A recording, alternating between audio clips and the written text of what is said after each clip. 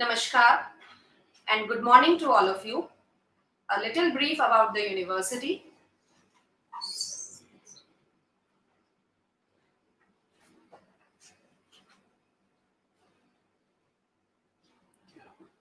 Founders of Swami Vivekanand Subharti University made it Dr. Atul Krishna, Dr. Mukti Bhatnagar, authorities of the university, Srimati Stuti Narayan Kakkar,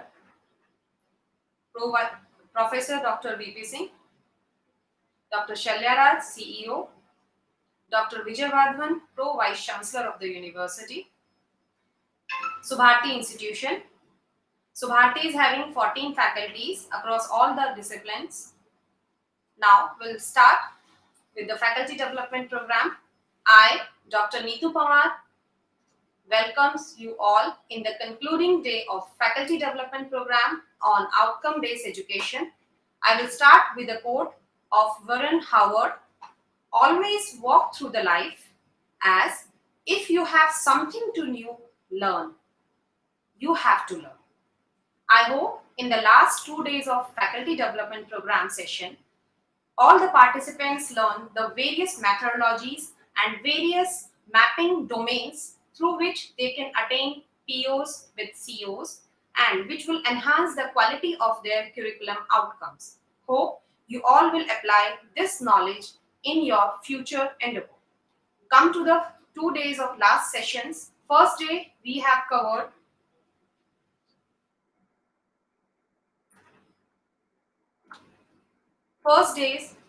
we have covered what is outcome-based education, different graduate attributes for attaining or mapping outcomes, Bloom taxonomy of teaching and learning, categories of program outcomes. In second day, the contents which covered by our guest expert, top-down approaches of program outcomes and design, mapping of COs with POs, and framing question and assignment.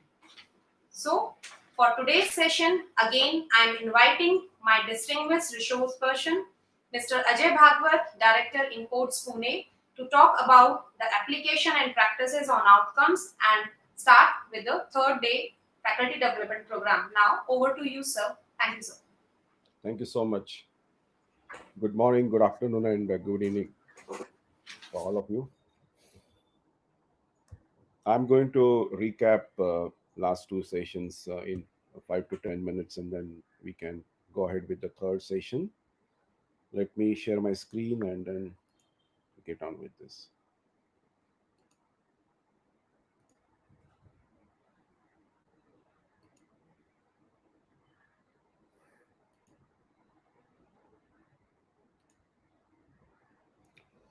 So this will be a quick recap.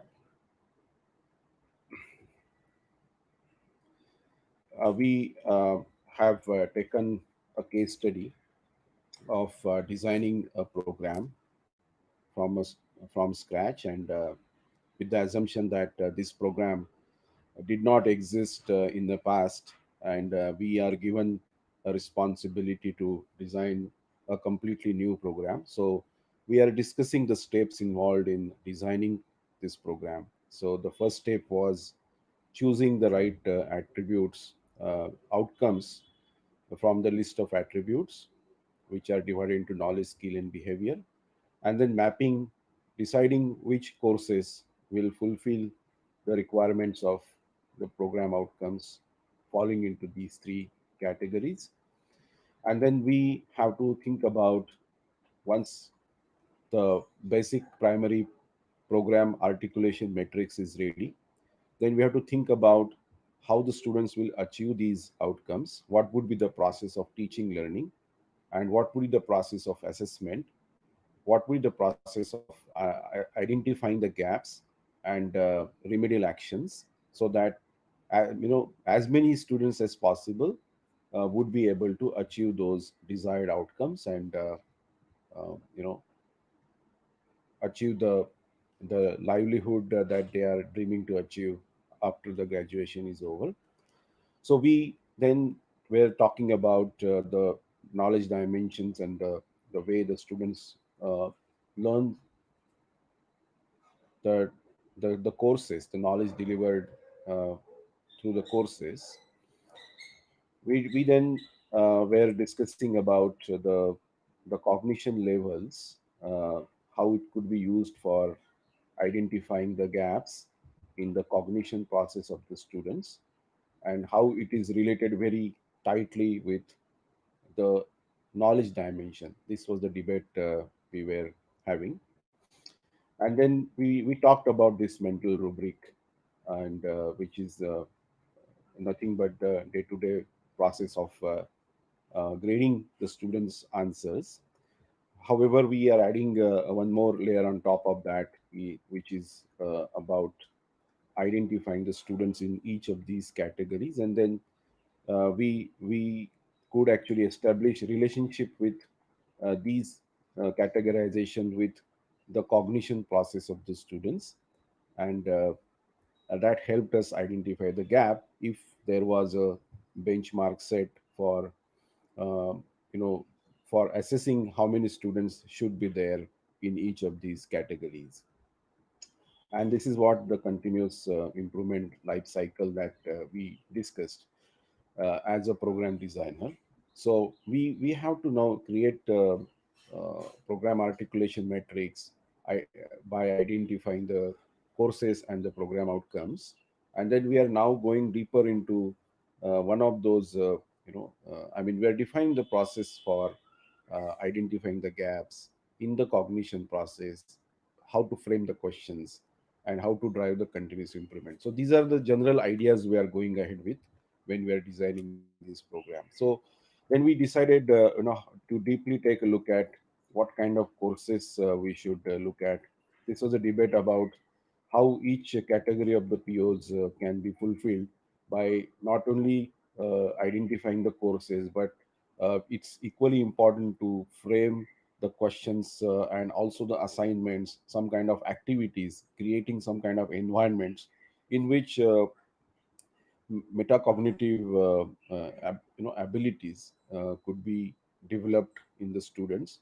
The knowledge dimension related to metacognition can be then delivered to the students. I mean, an environment could be created in which this self learning, self assessment, self realization can happen uh, by the students, and the teacher can play a role of designer of such an activity and be an observer, and then offer the feedback to the students separately. It is not like checking the answer sheet and assigning the marks. It's much different than uh, a paper pencil test and assignment and grading the marks.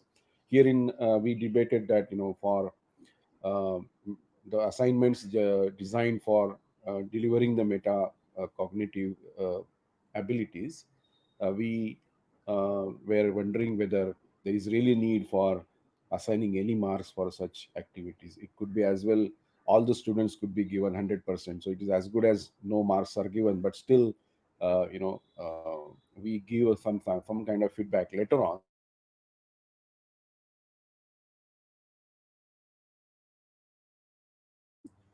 in one-on-one discussion, and then indirect lot of feedback can be offered, and that is the way we could assess the students for metacognitive related assignments or activities.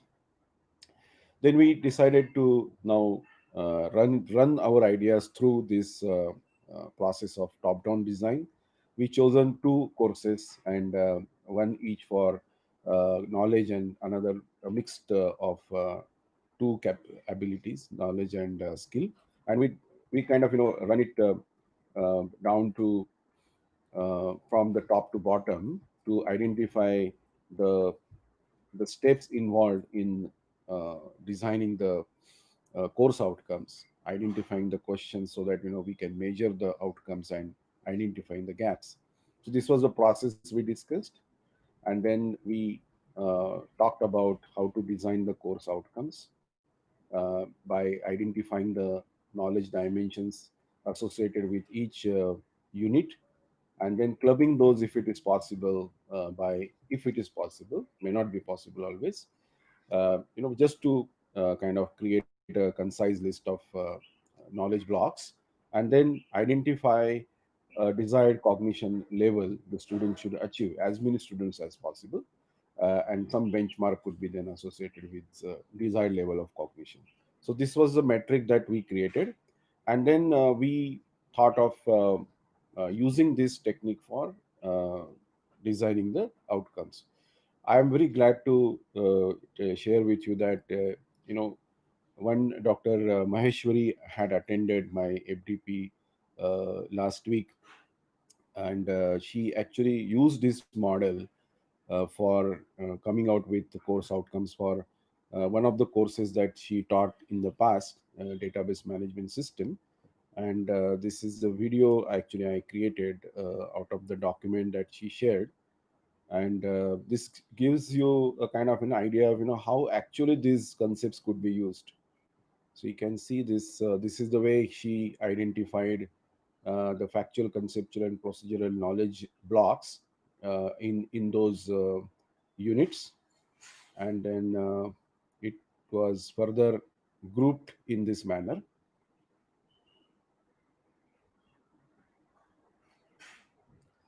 right? And then she further taken it to identifying the knowledge levels.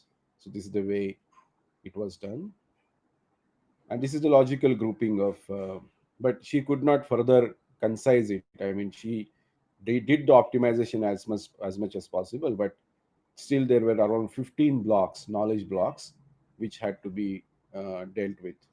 And this is a let me go back a little.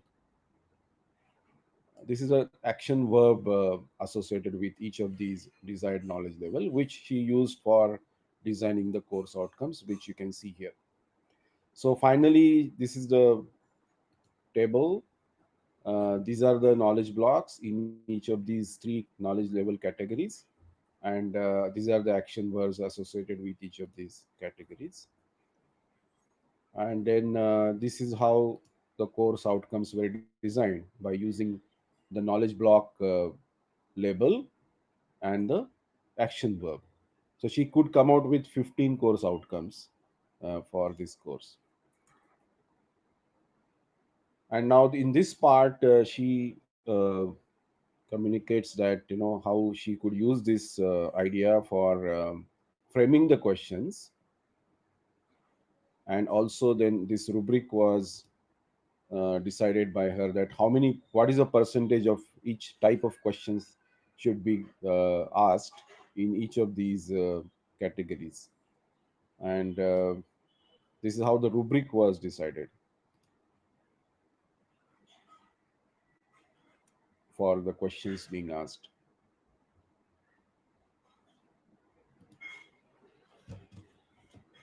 So there are multiple such examples. I'm very glad to know from her that this is actually implemented by someone, to see whether it is kind of actionable input.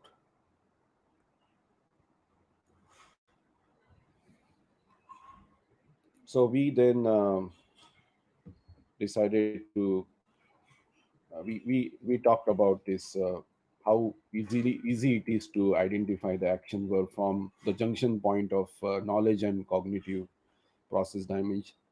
And then we can design the course outcome by using this technique. These were the examples of good and bad COs.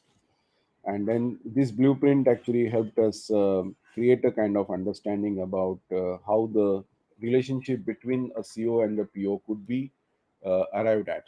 This process is little bit required to be understood for the purpose of transferring the CO attainment to the POs when it comes to analysis of the program outcomes with the help of the course outcomes, because directly the POs are not mapped with the course outcomes. And in some of the accreditation processes, it is done directly. The POs are mapped with the questions. But as far as the process that we are discussing here, we have to indirectly measure the outcomes with the help of course outcomes, and the attainment percentages calculated for the COs have to be transferred to the POs.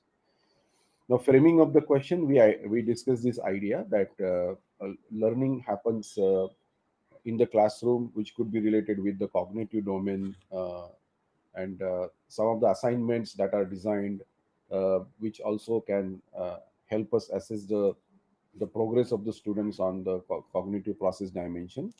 However, if you want to further extend this cognitive process, and if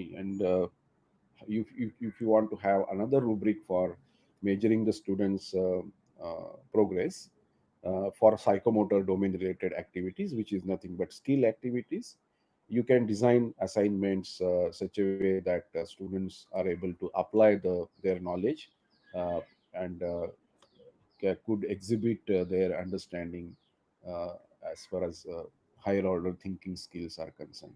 And for that, whether or not they are able to plan, design, organize, anticipate, engage, whether they have any insight, whether they are performing effortlessly and consistently with assurance, are they able to show such characteristics.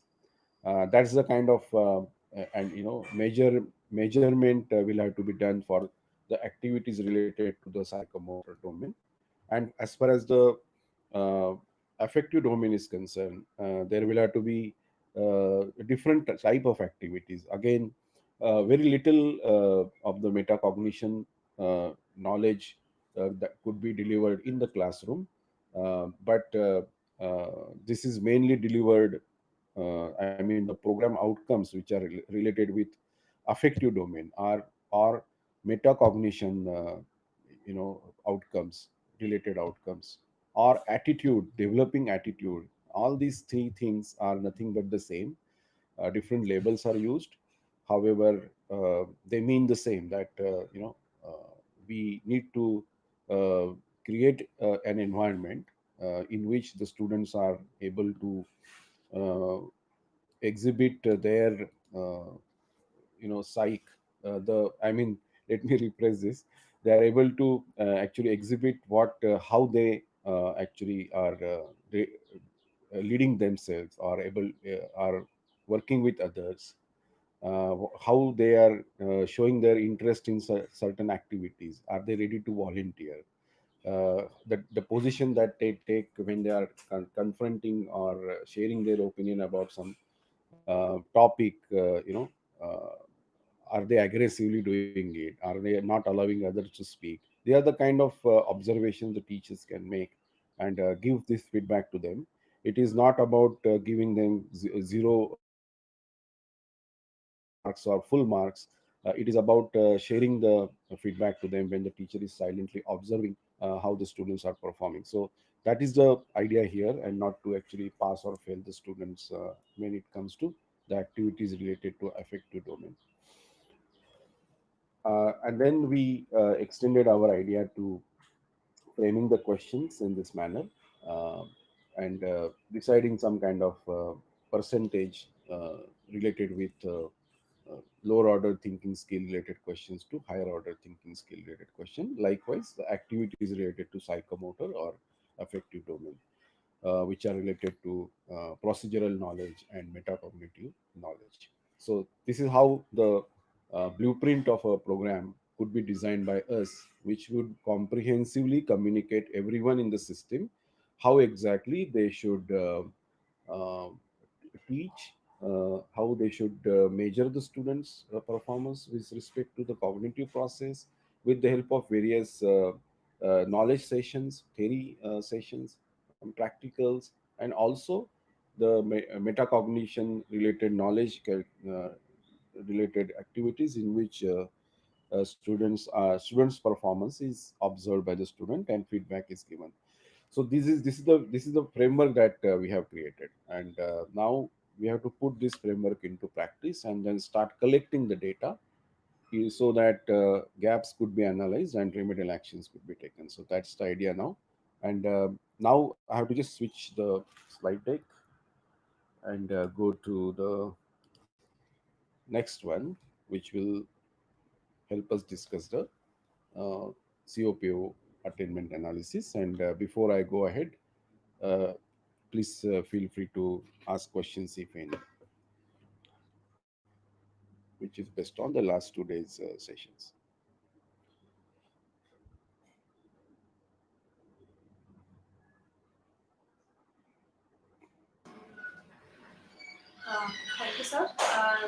there was a question for the first day session asked Mhm. by Vishal.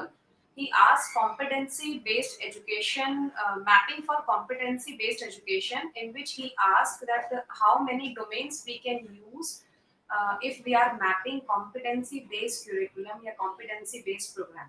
He asked that question. I'm going to address that question definitely. And actually, give me, let me finish this COPO attainment analysis, and then in the last, during the last 15 minutes of questions and answer, I will address that. Okay, sir. I will have to actually pull out a document and share it, and then discuss it with reference to that. So there was another question regarding the mapping of assignments and dissertation marks. How we can map the result of assignments and dissertation. Can you please come again? I did not understand the question. So there was another question yesterday for the second day of the Hmm. program, that how we Hmm. can map the result of assignments and dissertation. Mapped with what? That is what I'm unable to With understand. attainments, yes. How we can attain Okay. the score. Uh, Yeah. I see. So the actually today's session is devoted to this discussion. Okay, sir. Any other question? No, sir. Only two Okay. questions were there. Okay, sir. Thank you. Okay. So I'm going ahead with this now. Today we will discuss the framework that is needed in place to communicate how to measure the attainment for every question, for every assignment, and then roll up the data of attainment from every question to the comprehensive. I mean, at the level of the entire course. That means all the questions asked in different assignments are analyzed from the perspective of the attainment contributed by them to their respective course outcomes, and then how the data rolls up through this process and reaches course level, and from course level how the data moves towards the program outcomes. This is a journey that we are going to discuss initially, and for that we will require to discuss certain parameters like thresholds, targets, and something like affinity levels, attainment levels. So these all these parameters are there, widely deeply discussed in many accreditation manuals. In NAC manual, these parameters are not discussed yet. However, when you start thinking about computation of CO and PO attainment, unless and until these parameters are discussed and defined, it is not possible to compute the attainment. And in base specifications, this is discussed in detail.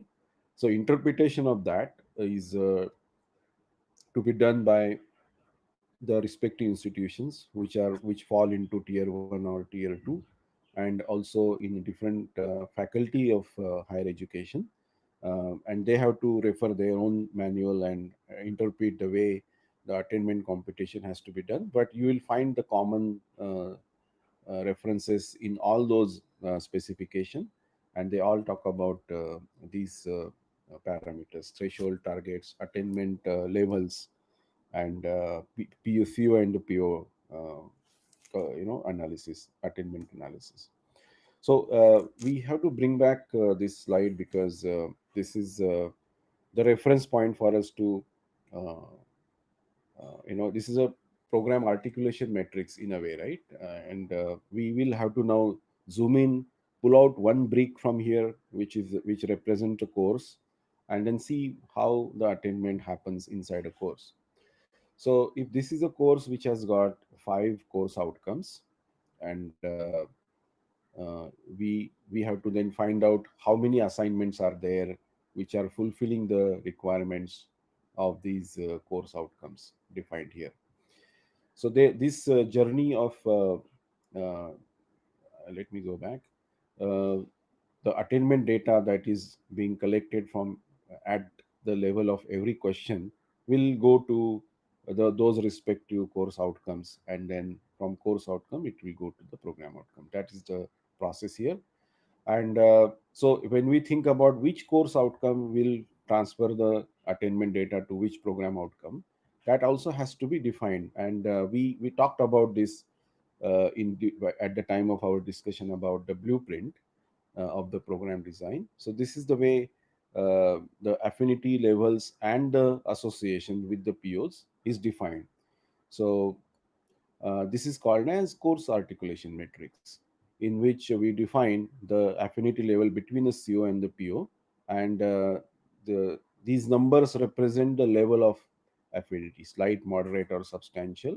So this could actually be very complex like this, because a course outcome may not be associated with the equal degree of affinity with all the program outcomes associated with the course. In reality, it may look like this, but for the purpose of simplicity in our discussion and the computation today, to avoid confusion at the time of understanding the basic foundational concepts, I'm keeping these things very simple.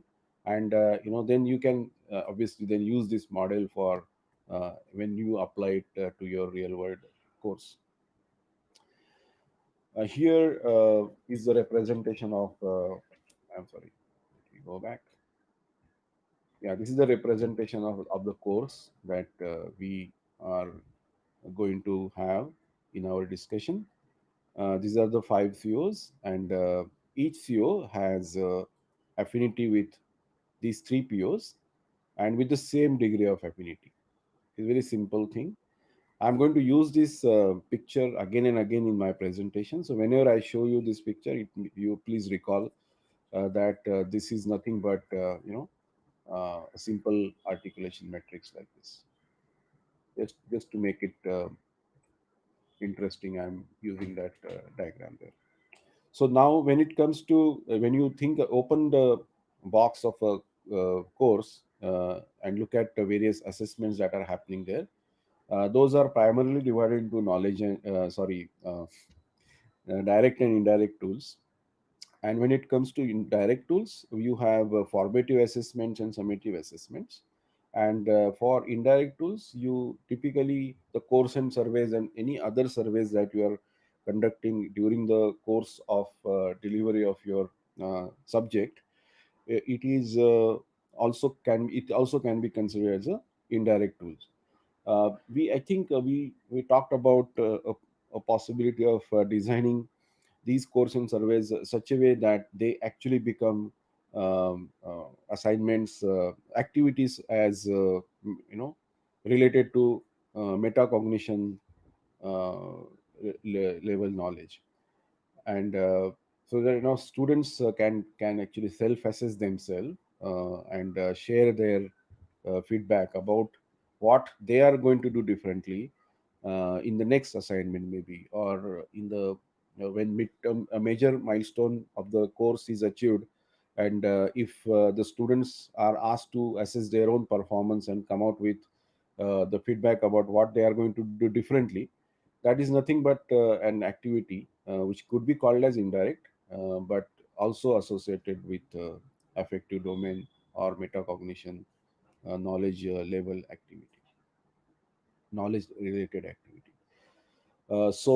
However, generally this is the way the as you know the activities are and assignments are divided and called as in so this kind of categorization from the perspective of outcome based education is done also from the perspective of assigning some weightages to the activities. And generally the specifications communicate that the formative assessments have to be treated with lesser weightage than the summative ones. However, private universities may say that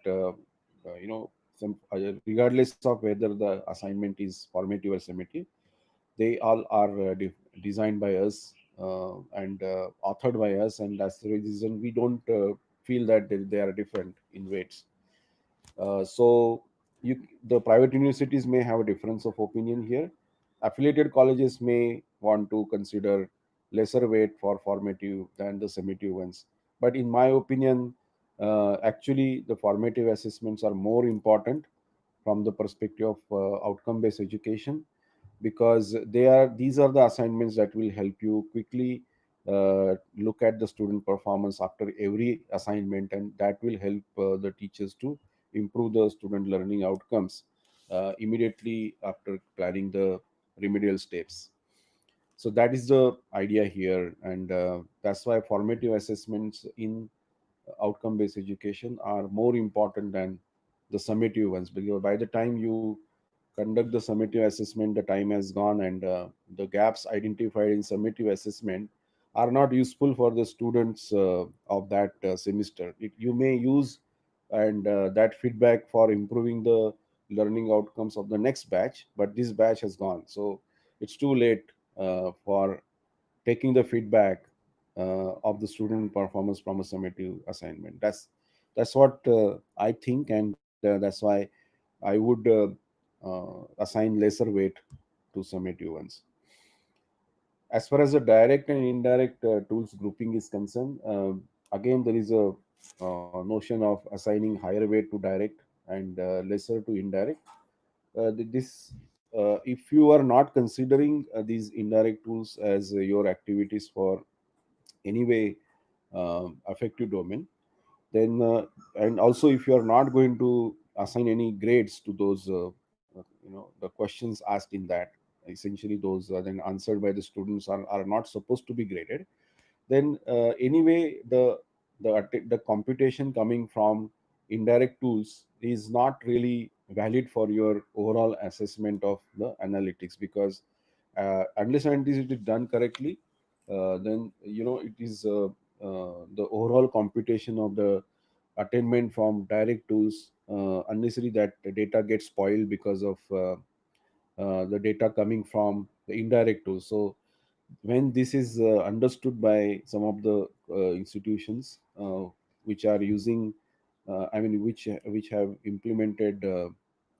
OBE since last 3 to 4 years, they realize that indirect tools weightage should be given lesser than even zero point 0.1, and that's how actually now they have re adjusted their weightages for direct and indirect tools, and the attainment competition is being done. So if we take the example of one particular CO, let's say CO1, and if by virtue of computation of attainment from every question asked in any of these assignments, uh, the average CO attainment computation here was 55%. Likewise, from summative assessment, it was 40%. Then, when we aggregate it at the level of direct tools, we will get a weighted attainment of 46% in this manner.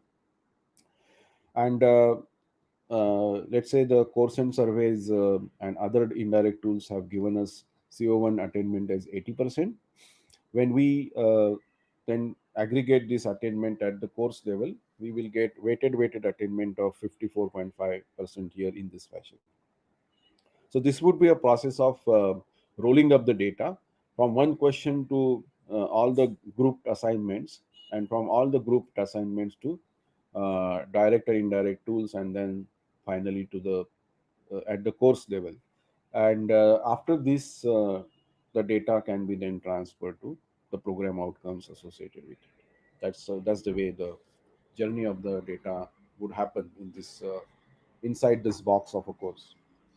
So there are steps involved in the computation of course outcome. The first is finding CO mappings of each question in each assignment. Second is grouping the questions as per the CO mappings. Third is applying the student performance threshold value. Compute the course wise, question wise attainment. Compute the aggregated CO attainment for each CO, and then compare the CO attainment with target. Right.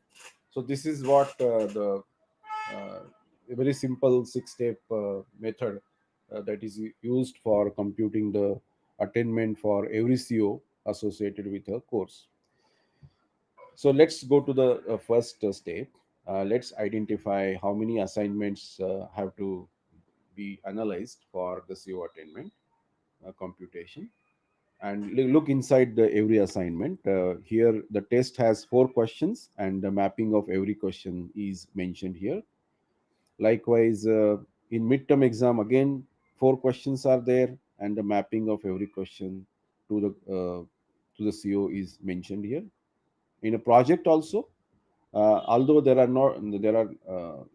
no questions to be answered by the students, but their performance is evaluated on a rubric, and this rubric has criterias, and this criteria could be mapped with the COs. So again, even a project also can have mappings with the course outcomes, and this is the way it could be done. So you have 3 assignments: test, midterm exam, and project. And each of the assignment has 4 questions. There are mappings here. So next step is to group the questions as per the COs. So this is the way you can group it. So it gives us a clarity about how many questions are asked for every CO, and how the attainment data will flow from all these questions. And you can see that CO1 question are there in different assignments, right? Likewise, CO2 also. But project was actually addressing CO4 and CO5, because maybe that is more to do with skill, or procedural skill, right? So, and these CO4, CO5 are associated with some program outcomes related to skill category, and that's the reason this separation was there. You may argue and have also one mapping of multiple mappings of this question with CO1 and CO2 also, but that's the refinement of this application of OBE concepts. However, to keep this thing simple, as I mentioned, I'm just using the happy day scenario here. So now let's compute the CO attainment of each question. So for that, we have to identify the student performance threshold. Here in this case, I have taken 60%. If I would take a question of 2 marks, and then think about the threshold value, it is 1.2. 2 multiplied by zero point 0.6 will be 1.2, and that will be the threshold value. This threshold value is exactly same as the criteria that we use for qualifying the student as pass or fail, which is 30-35%.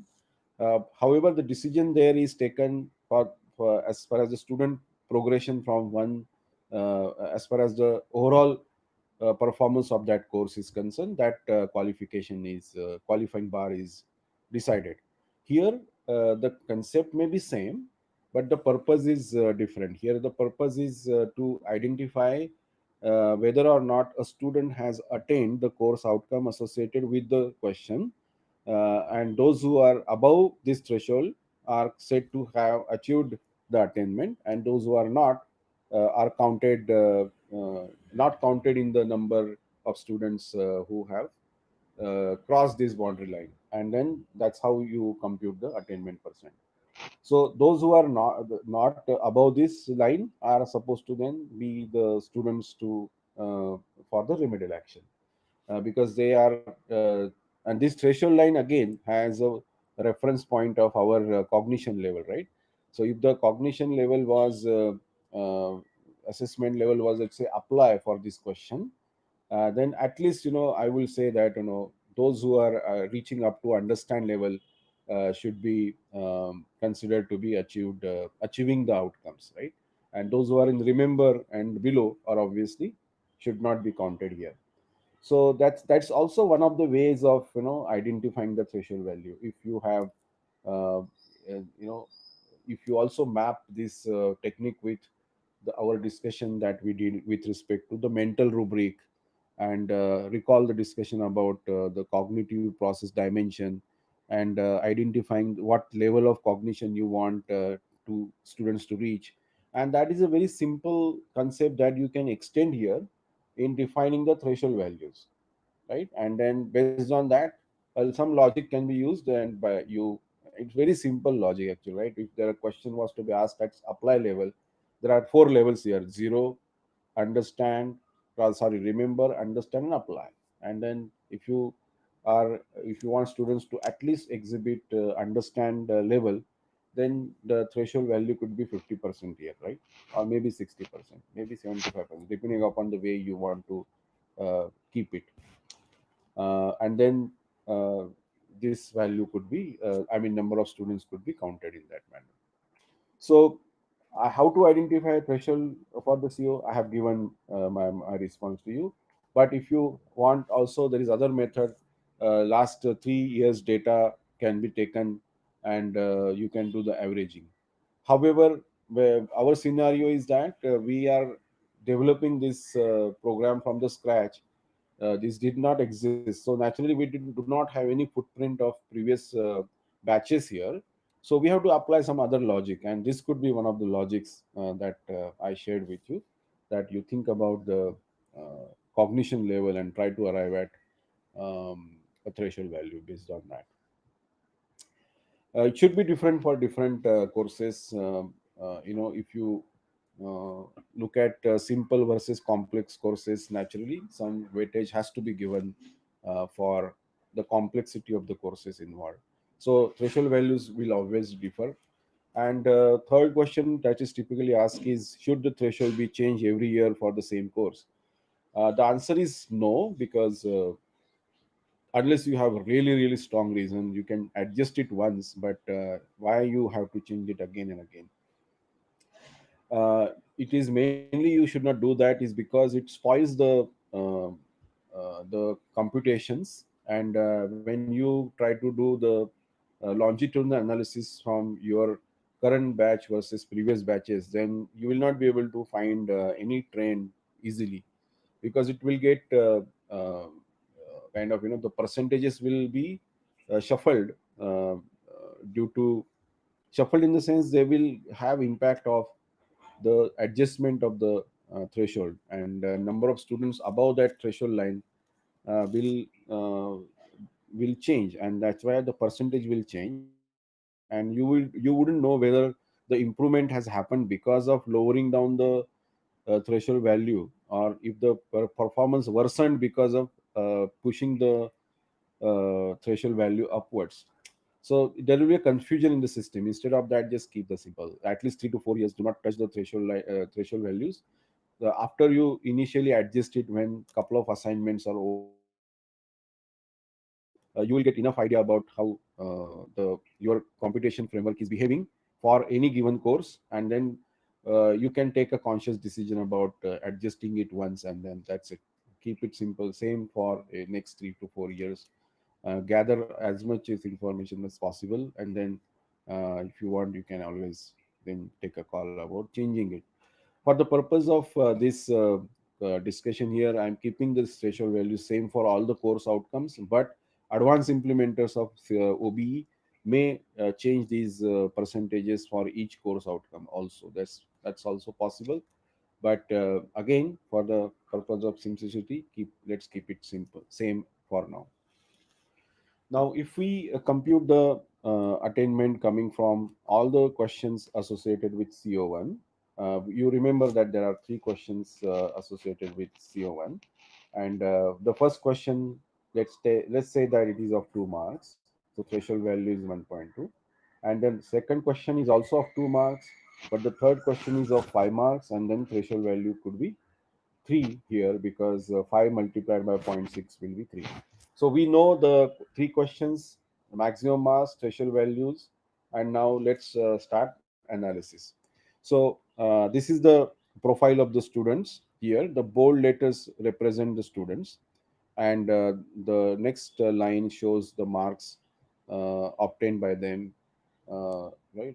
And then those who are shown in green boxes are the ones who are above the threshold line of 1.2, and that's why we have to pick these students who are in green boxes, put them into the numerator, and then take the class strength, uh, right, at 60. If your class admission, I mean, depending upon how many students are admitted in that current year, that particular year, you can take that as a denominator here, and then compute the ratio. Here you can use the 43%, right? 26 divided by 60 is 43%. So this is the attainment of question 1 for CO1.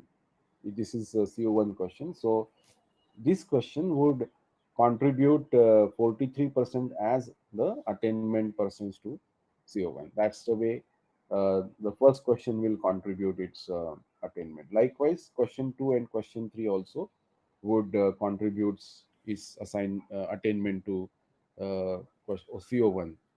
So here we have to average the attainment percent, but the method used for averaging is to sum all the numerators and sum all the denominators, and then you compute the attainment percentage, which comes to 53.3% here in this case. So now if you now think about whether or not I should consider uh, the students who did not answer the question or the student who were absent, should I consider them in the denominator?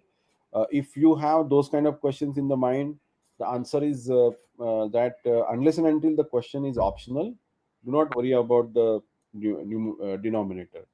uh, but if those questions are compulsory ones, should have been answered by all the students in the classroom, the denominator should be kept same, because we should not worry about the from the outcome based education philosophy standpoint. It is not about what number you achieve here. It may be 25% of attainment. It's not a problem. The what is needed to be achieved is that after the remedial actions, this 25% should become 26%, 26.5%, 27%, and that is more important than what this number is in the beginning. Artificially, nobody should try to unnecessarily bump this number to make it healthy, bigger.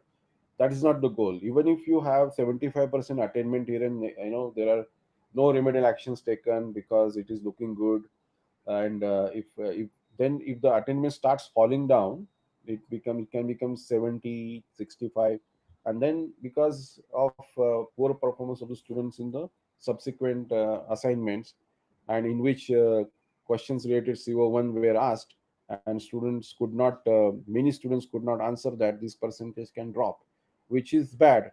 And So it's about fighting for pushing the number up from the x base. And this x could be 5%, 5%, it could be 10%, it could be 50%, it could be 60%. It is not to be looked at from the perspective of low number or bigger number, a higher number. It is about what is the change, positive change in the percentage from what the number was earlier, and that is more important in the context of outcome based education. So my sincere request to you is not to worry about the number of students taken by you in the denominator. And it is also, if you try to reduce the students who did not answer, who were absent, and let's say you make this 60 to 50, right, this number will go up. As far as this question is concerned, you'll have to once again count how many students did not answer, how many plus the number of students who were absent in this particular assignment, MTE.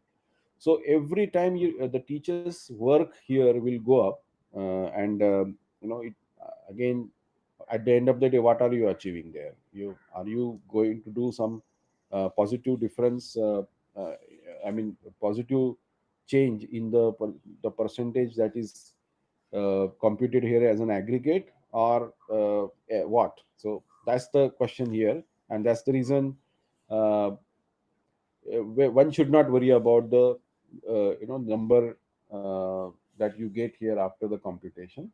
It is more, what is more important is to uh, continuously improve from that baseline. So I have addressed these two questions, whether should we not consider students who were absent, and should we not consider students who did not answer the particular question. In my opinion, this is not required. Keep the denominator constant. Only in the case of optional questions, because if you have let's say 5 questions, and if you say solve any 3, and many students did not answer the question some of the questions because we have given them the choice not to answer. So if you then, in such cases, if you keep the denominator as 60, then obviously the attainment percentage will be very low here. And I would say it will not correctly represent the attainment percent rather than saying low, because the nature of the exam was such that you allowed students to not answer that question. So it is not reflecting that they did not understand the concept related to the question. They just simply want to skip that and save the time for answering some other questions to follow. So naturally, they optimize their response to your exam, and that's how the consideration needs to be taken into account when the computation has to be done. So only for the optional questions, change the denominator. Otherwise, one should not change the denominator. So for CO2, we have done similar exercise, and we arrived at 50% as the total attainment. And for CO3, we arrived at 76% attainment. So our course will look like this when we refer the attainment percentages. Now, just now we computed for all the COs in this manner. So now next level is obviously compare this with some kind of baseline, or you can call it as target, and then see whether there are any opportunities to improve the percentage here. And then you also have to then think about how the teacher will have to transfer this attainment from CO to PO, and that's an interesting part of our discussion here. um, so next is CO attainment target and analysis. So here the frequently asked question is how to set a target for a CO attainment. From a program designer's perspective, we wouldn't know when a program is being designed from the scratch that what should be the right target for the attainment, because nothing was available in the past to consider as a reference point. And that's why in the first year of implementation of OB for your new program, there will not be any target, because it is impossible to decide upfront what should be the target. You will have a better idea about the student performance and the behavior of the outcome based education framework designed by you after a couple of assignments. And then if you get enough idea about what should be the target level for each of the COs, you may take a call about the target after a couple of assignments are over. Another way of looking at targets is that when you think about the graduate attributes and the program outcomes derived out of that, if you are preparing the students for a certain job or certain kind of domain, once they are out of the program, the undergraduate program or post graduation program, if you are preparing them for certain domain of or field of work, or certain jobs or certain higher education that they can go ahead with, then what courses and the course outcomes in your opinion are very important from the perspective of somebody who wants to go for a job in the desired field of work, or somebody who wants to go for higher education, or somebody who wants to become an entrepreneur, self-employed person. So based on these three different requirements, and if you have a set of let's say 30 to 40 courses in front of you, through which the student is going to achieve those outcomes, and if you believe that every course, let's say, has 10 outcomes, course outcomes, so 30 courses multiplied by 10, you will have at least 300 different course outcomes as a set to be achieved by the students over a period of time. Out of these 300, how many are important ones, for which you do not want the attainment percentage to go down at all? There is no negotiation on that. Certain percent of the students should be crossing understand level. Certain percent of the students should be crossing apply level. If you have given these targets already as a part of framework, then you can always monitor the performance of the students based on those important outcomes. So you may want to use the target judiciously for certain outcomes rather than randomly for every course outcome. That will unnecessarily distract the teachers also. And instead of running around for each and every course outcome, you can say that these 3 4 course outcomes are extremely important for the students who are supposed to get a job in this field of work. These 3 4 outcomes are extremely important for those who are going to go for higher studies. If there's a kind of idea is given to the teachers through our program design, then and also then corresponding target, that no matter what, the percent of the students who are crossing this particular cognition level has to be like this, and that's the based on that I have set this target for attainment. So that is the way the targets could be designed easily, logically, using the concepts like this, instead of referring, I mean, instead of creating a kind of artificial benchmark, like that I want at least 75% attainment here in all the COs. It doesn't really make any sense, because first of all, this program this program is just a blueprint right now. It's a and yet to be executed. We don't know how the attainment computation is going to behave, what kind of percentages these calculations are going to show you. So it all depends on the framework that you have defined is how it is implemented. So we have to give some time, until the time that we get enough data for us to take uh, a call to fine tune these parameters like student performance thresholds and targets. These are important aspects of the outcome based education, but we have to give some time for us to really take a call about what is the right way to analyze the outcomes.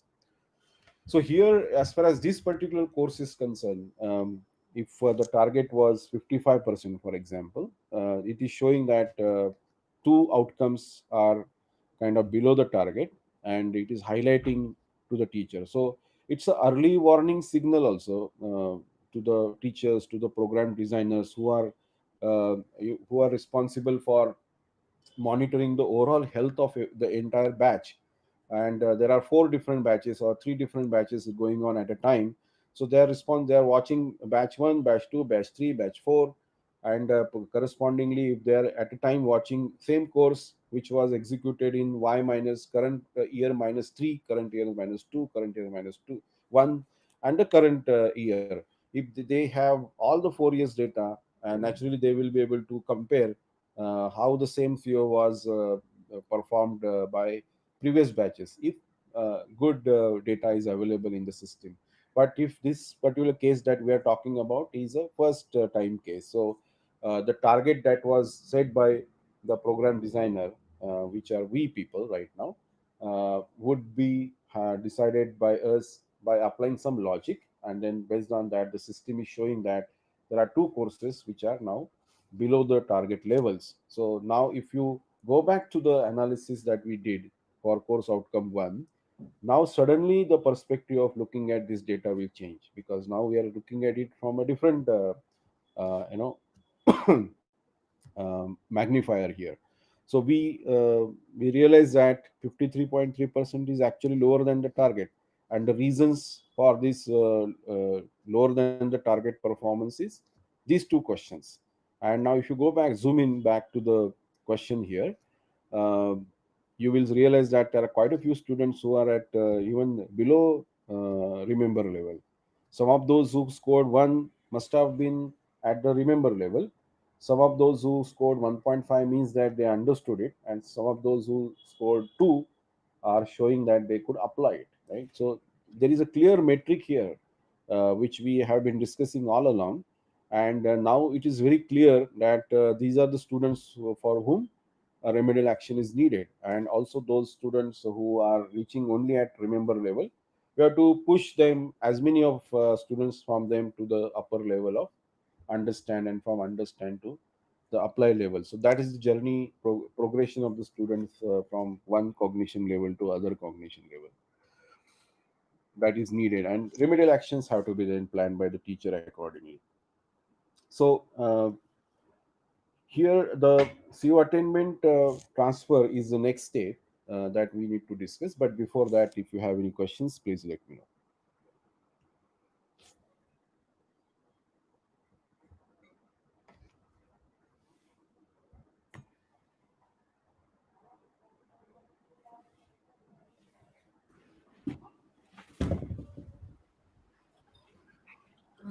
Okay.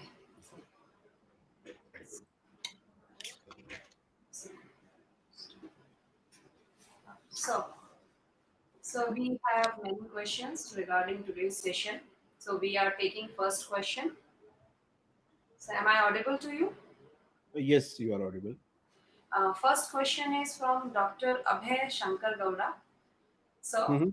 are there any softwares or Excel sheets which with required formulas available for computing CO and PO attainments, etc.? Please, yes, where can we get them? Yeah, so actually, Inpods, the company that I represent, we have designed, developed a technology for automation of the computation, uh, and also for competency-based medical education. We have the technology platform, but likewise, there are other products also. You are free to explore all those products and take a competitive, do a competitive analysis and take a call. But definitely there are technologies like in pods available in the market uh, for automation. Thank you, sir. Another question we are taking up. This question is from Ayush Sharma. Can we Mhm. keep equal sharing between formative and summative assessment, as both theory and practical assessment is important? Need to Can we keep equal sharing between the formative and summative assessment? Sharing means what? And the percentage, 4% and 6%, 60% and 40% sharing in direct, You mean the weightages? yeah, the weightages. Yeah, the weightages could be kept same. In fact, in my opinion, the formative assessment weightage should be higher than the summative ones, because formative assessments are going to help you identifying the gaps quickly enough in the life cycle of the course, and then remedial actions could be planned quickly based on that. Okay, thank you, sir. Next question is from Faraz Mumtaz. In indirect assessment, except post-exit survey, what other surveys we can include? Could it be related to the attribute domain? Absolutely. Attitude domain, actually, affective domain or attitude or metacognition, they are all related terms to each other. uh, you can have I have seen some of the colleges conducting surveys after a guest lecture, or in good old days when the students used to go for industrial visits. After the industrial visit, they used to conduct a survey. So there are such opportunities. If a conference is conducted and some of the students are asked to attend it, you can ask them what actually they learned differently. How are they going to implement the new things that they learned? If somebody is, yeah. So these are the kind of indirect activities you can add in your pool of indirect tools.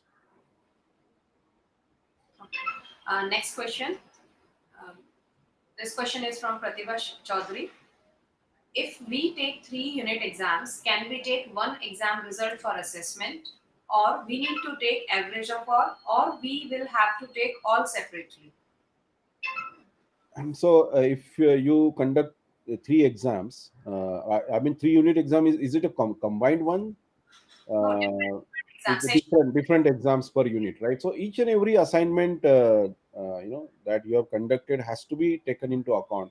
So the moment you conduct the first unit assessment, and if this first unit is contributing, let's say, some knowledge dimensions which are related to certain course outcomes, right? And if your course outcomes that are being addressed by unit 1 are also going to be addressed by unit 2 to certain extent, then naturally, if the students who were not up to the mark of the cognitive process, in the first unit exam for certain course outcomes naturally are not going to perform better for the questions related to unit 1 which were associated with the same CO.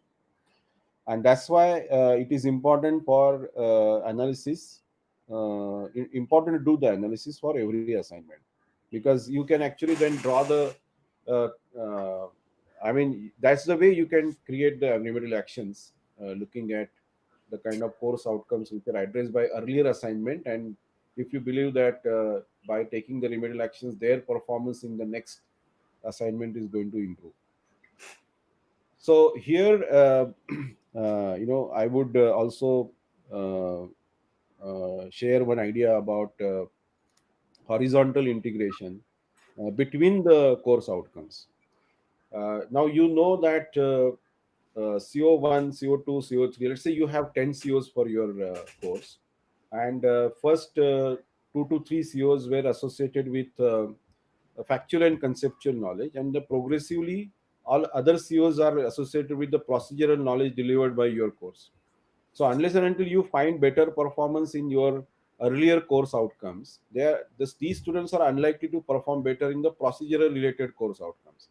So the earlier 3 4 course outcomes which are related with factual and conceptual knowledge and are the foundation for the students to perform better in the procedural knowledge delivered by the same course later on.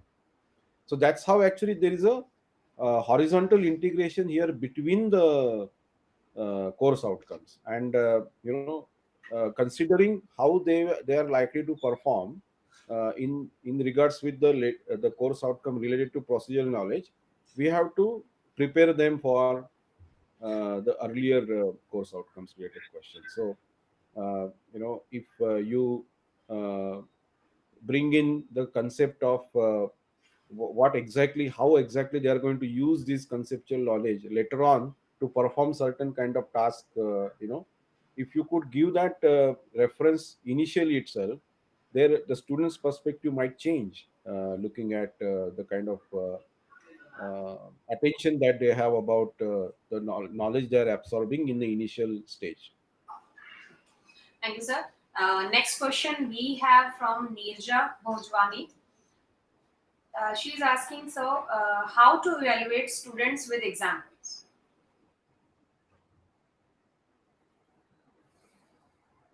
How to evaluate students with example? I did not get this question.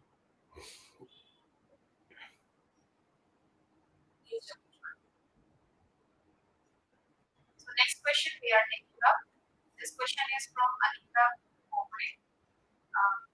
If elaboration of this question is done later on, it would be helpful to me. It's Nirja. Again, you can ask this question with more elaboration. So we are taking up Dr. The Anita's. level of CO attainment is based on the percentage of the students above the threshold percentage. However, the cutoff of the student is low. Can we set the threshold low, and then better it? No, that's not the idea here. Uh, it's not the fight for artificially uh, kind of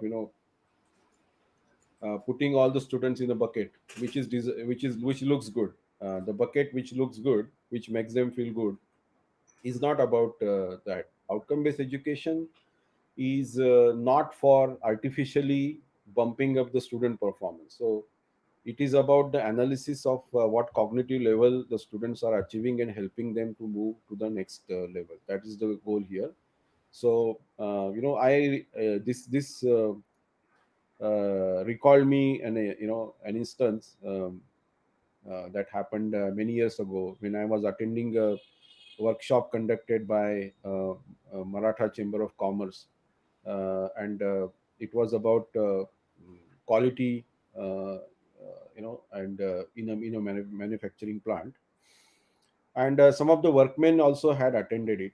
So there was a discussion about how to machine parts which will always be within the tolerance zones, and there was a discussion about Six Sigma, and the percentage of the parts which could be which are defective when Six Sigma process is implemented.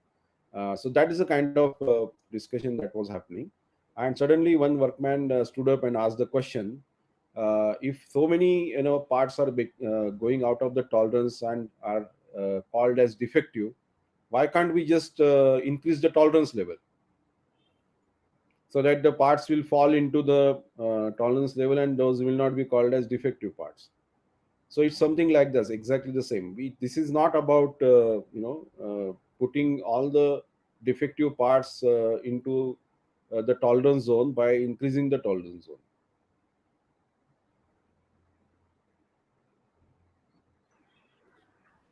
So, in the series of question answer, we are taking a next question. Mr. Danish is asking, can we take attainments level up to 5 scale in spite of 3 scale?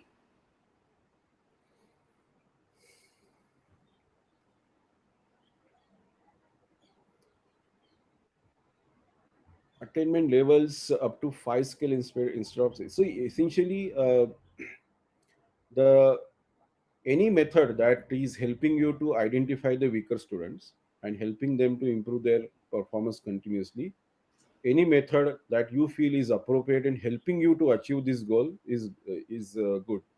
So that's the answer, generic answer to your question. That's this question. Sir, one question we have from our faculty member. So the question is, can we have horizontal? Yes, can we have horizontal integration? Like we have horizontal integration. Can we have vertical integration too for the mapping? Yeah, vertical integration is also possible. I don't remember whether we talked about this in the same FDP or not, but there could be, if you recall this diagram here. Let's say this particular course, let's say this course in semester 3 is a foundational course for a course in semester 5 here, let's say.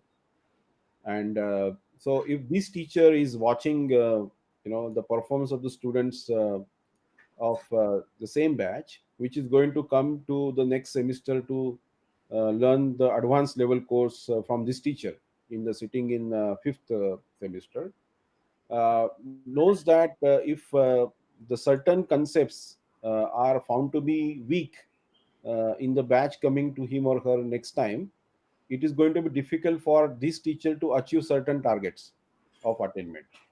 So if it is known to this teacher, this teacher as a remedial action for future remedial action, uh, this teacher can actually go and share some ideas and thoughts and some concepts from the advanced level course, which are to be due to which or the students in the previous course should pay more attention, learn those particular areas better, and master those, so that they will not face difficulty in catching up with the advanced level course. If this integration vertically is done between the two teachers of dependent courses, probably it will look, I mean, it will reduce many issues identified and found in the advanced level courses. I checked this with some of the professors in the US who um, have been teaching in the US for more than 20 to 25 years, and they agreed with this concept, and they told me that this particular concept is always used by all the board of studies actually, and it is always there. However, when it comes to implementation, it is slipping through the cracks and it is not happening. But many times the board of studies think about such forward vertical and horizontal integration between the courses. It is a part and parcel of the thought process that you would find in such program designs. So I was pretty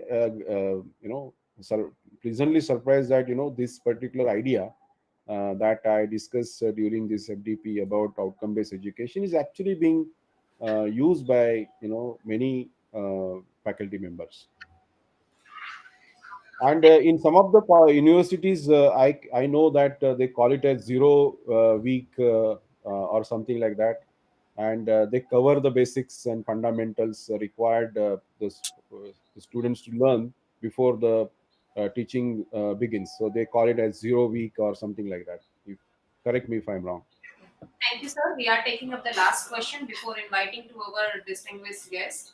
So the last question, Hmm. again, Nirja asked, explained, elaborated her question. She asked again, uh, if we have complete our topics, then how can we evaluate their knowledge? This was about the students' assessment she asked earlier. If we have completed our topic, then how can we evaluate their knowledge? Uh, so frequent assessments is the way. You can conduct it informally also, and even if you ask a question in the classroom, it is nothing but the evaluation, right? You need not have a formal setup of examining the student all the time. Even a question asked in the classroom also is a kind of assignment, Thank you. and this is the way. Yeah. Thank you. Beautifully explained, sir. Thank you very much, Mr. Ajay Bhagwat, for today's session. Very beautifully explained how we can map our COs and POs together and how we can attain the level of our teaching and learning process so that we can identify the slow performers and fast performers of the students, and we can work with some special programs to improve their learning and their performance. So now I'm just taking this session ahead. Now I'm inviting our dignitary guest, the Honorable Vice Chancellor of our University, Honorable Pro Vice Chancellor of our University, Dr. Vivekanand. Now, sir, this is over to you.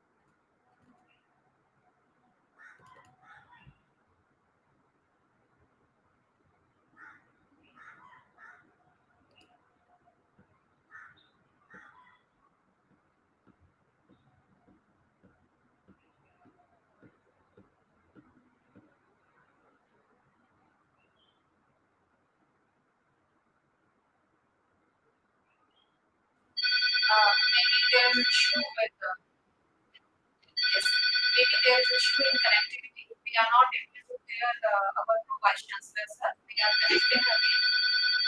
We are connecting again.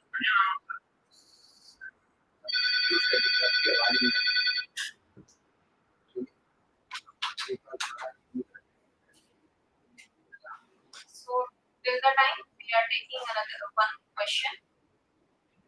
This question is So asked. actually, Yes, sir. I also wanted to address the question related to competency-based medical education. So Yes, I have yes. pulled out the document which I wanted to refer here, trying to share my screen.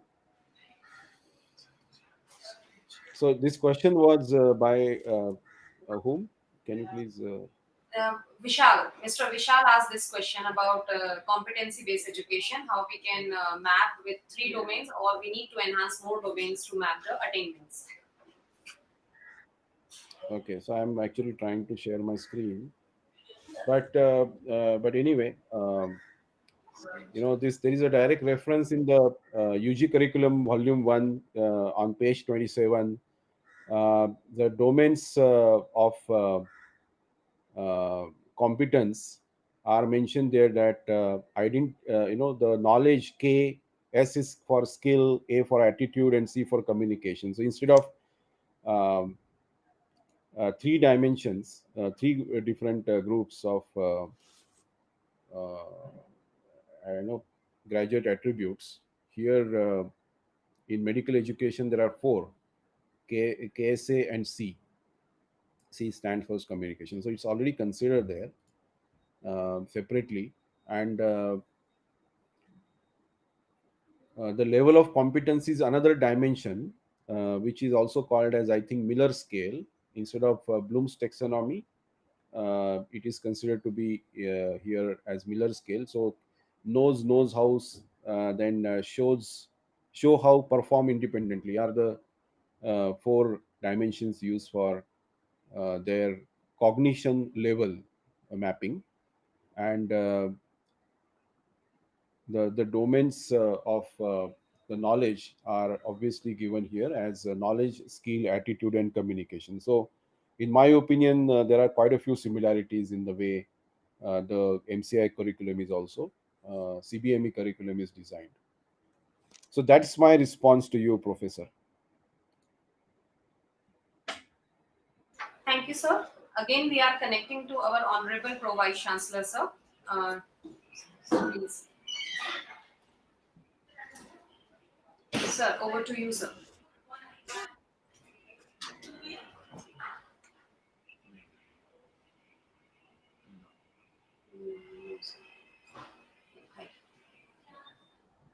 So maybe the technical issue is still persisting, so we are not able to hear our Honorable Pro Vice Chancellor, sir. Further, we are just extending this session. Now I'm inviting Dr. Vaibhav Goyal Bharti to conclude the faculty development program on outcome-based education to propose the vote of thanks. So,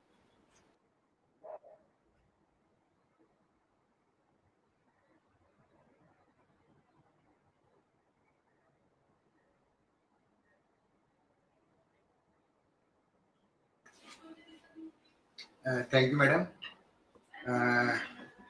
It is really wonderful to have this 3 days long session on outcome-based education, where, with the help of Shri Ajay Bhagwatji, we came to know how to develop our PEOs, POs, COs, how to map them with the vision and mission of the university, vision and mission of the institution, how to develop the evaluation process, and for the purpose of accreditation, how to channelize each and everything.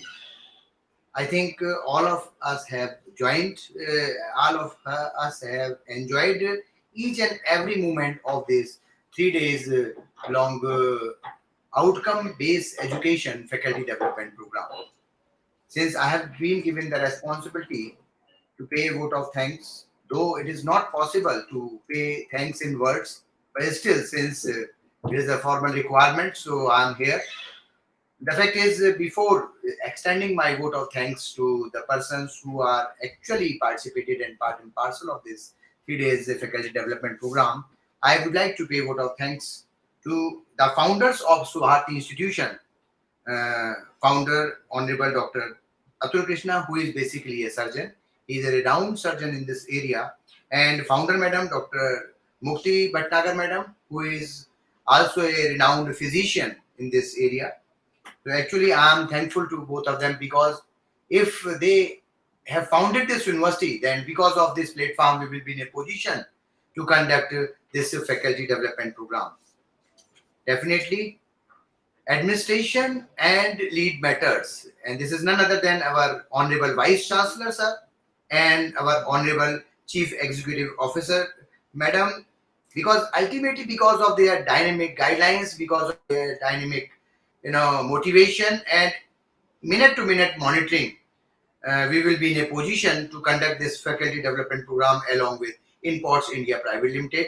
So I would like to pay thank to our Honorable Vice Chancellor, Professor Dr. VP Singh, and in Jain, I would like to pay thank to our Honorable Chief Executive Officer, Dr. Shalya Raj Madam, because this program was, we will not be in a position to conduct this program because of your consistent support. Our Pro Vice Chancellor, Vijay Vadvan, who is really a friend, senior, guide, and without any hesitation, we can catch him at any point of time. We are very thankful for your evident support.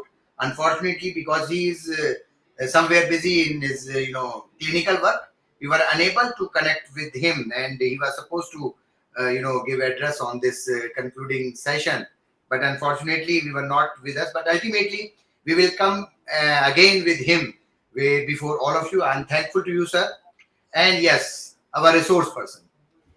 The most, the effort you have given. I'm speechless. I have no words. I was trying to find out my dictionary that in what word and what should be the appropriate adjective through which I can pay thank to you. But unfortunately, I was unable to find out a single word. And thank you, sir, because on our short notice, the way you have managed each and everything, and you have enlightened us a lot in the most simplified manner with the proper pictorial presentation, and this was with full of energy. And sir, we are really thankful on behalf of Swami Vivekanand Subharti University. We are thankful to you, and we will keep on bothering you at different point of time and on different topics. Certainly, yes, all the topics will be on the quality-based education, outcome-based education, new education policy 2020 accreditation process, and all, which is actually your forte. And apart from that, I'm really thankful because everything is here, but without participants, it will be remain impossible to have this successful program. We do have around about more than 1,000 participants and around 1,200 registrations across the world.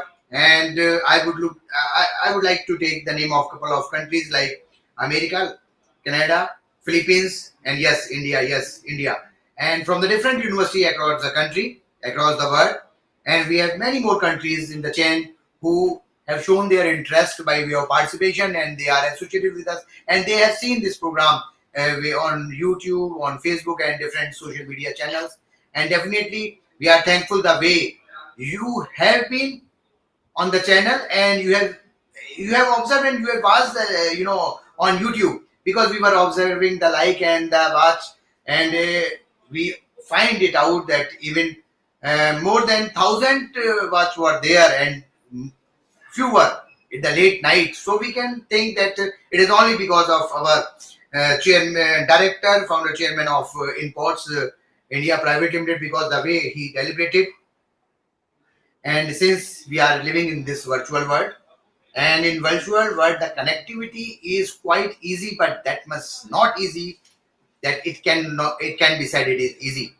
And it has been made easy with the help of our technical expert, Mr. Vishal Singh, who is in the Swami Vivekanand Subharti University. And I'm sure there should be some technical expert with Shri Ajay Bhagwat sir too. So I'm not aware about the name, but I'm thankful to you, to both the persons, because ultimately you made the event possible in the most easiest manner. So ultimately we are thankful to you, to both of you. Apart from that, we are thankful to QAC coordinator, Dr. Neetu Singh, because managing, coordinating, and putting the questions and going through the questions, minute to minute monitoring matters. So actually, she has taken the lead, and ultimately, on behalf of Swami Vivekanand Subharti University and Sardar Patel Subharti Institute of Law, Faculty of Law, I am thankful to you. So, and might be possible, I am unable to take all the names who are there in organization of this event, but definitely from kindly accept my heartfelt thanks. And I would like to pay thanks to one and all who have been associated directly, indirectly, actually, or behind the curtain. So I have no words, and thank you very much. And at last, I would like to again pay thanks to our resource person, Shri Ajay Bhagwat ji. So stay in touch. Please guide us at every point of time. At any new information, whatever comes to you, I am with you. Please tell us, and you have all the contact numbers, email IDs. We will come back to you. So thank you once again. Thank you everybody, and thank you one and all. And Thank you, Jai. at last, Dr. Neetu Singh is going to give her concluding remark in way of a couple of announcements with regard to the certificates and all. Thank you very much. Yeah, I understand that quite a few our friends, India's friend from Middle East, countries from Middle East were also participants in this FDP. So I am waving my hands to you. So thank you for attending this FDP. Thank you very much, sir. And thank you for your continuous contribution and continuous connectivity with us. And you have given very insightful information to us. Now it is an important information for all the participants across the globe. An e-certificate will be issued to all the participants who have registered themselves within the 2 days from our side. I'm requesting to all the participants to check their email in promotional, in spam, and collect their certificates for the FFDP on OBE. And if there is any issue, they can directly contact to the IQAC office of Subharti, Swami Vivekanand Subharti University, Meerut. And I hope you all enjoyed the session and you will carry this information in their academics. And thank you very much. Jai Hind, stay healthy, stay safe, and be connected. Thank you, sir. Bye bye.